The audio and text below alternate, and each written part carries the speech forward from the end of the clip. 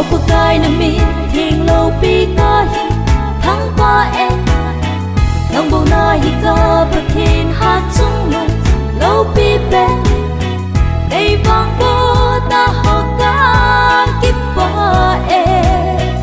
yen min lo ding ka hin lai sin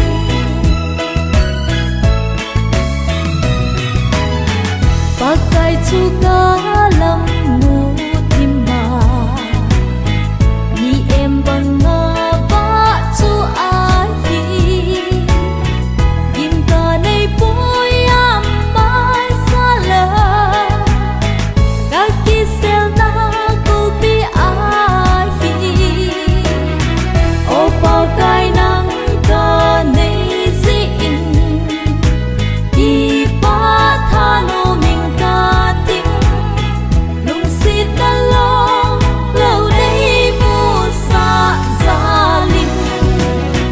ki pa a ka hin ba choi ding ding o pa kai na min thing lo pi ka hi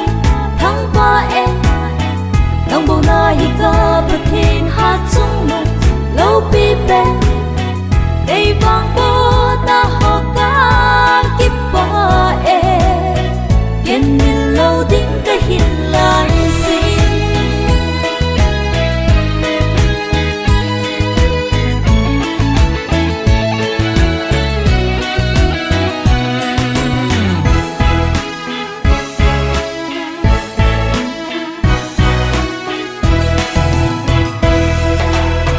o pa kai nang ka nei si in ki pa tha no min ka ting lung sit na lo lo dei mu sa za ling ki pa a ka hin ba choi ding ding o pa kai na min thing lo pi ka hi thang pa e nang bo na hi ka pathin ha chung lo lo pi pe dei vang bo ta ho ka ki pa e yen min lo ding ka hin